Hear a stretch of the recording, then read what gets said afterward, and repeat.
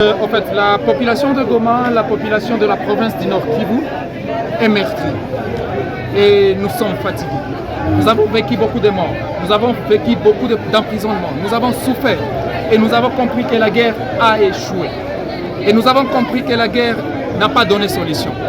Et ainsi, les belligérants n'ont pas pu retrouver solution. Et ainsi, nous sommes venus ici à la MONUSCO pour demander au Conseil de sécurité des Nations Unies, à la communauté internationale, d'organiser un dialogue inclusif.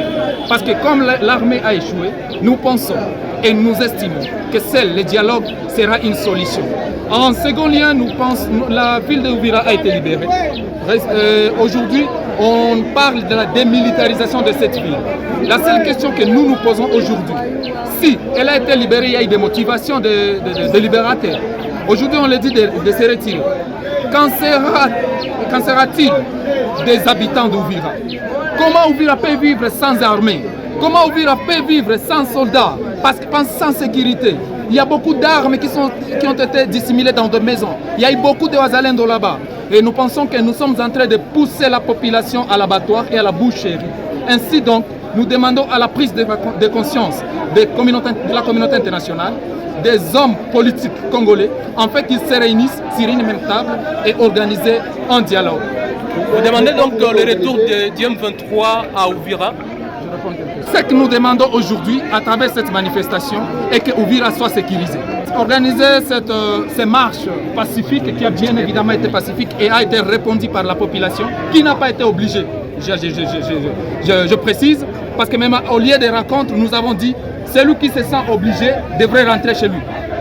Ceux qui sont pour la paix, pour le dialogue, qui nous accompagnent à la MONUSCO. Et vous l'avez remarqué. Pourquoi organiser ces marches aujourd'hui?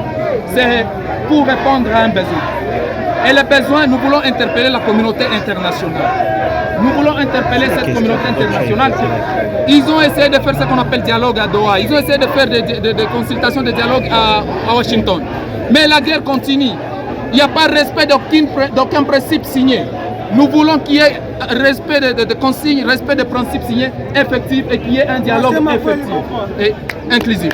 Je vais dire ceci, je connais beaucoup de jeunes. D'ailleurs, j'ai vu quelqu'un qui écrit dans un groupe WhatsApp qu'ils ne sont pas de la société civile.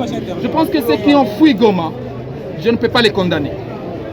Ceux qui ont quitté Goma, ils ont des raisons de le faire. Mais ils ne sont pas plus patriotes que ceux qui sont restés à Goma. Oui.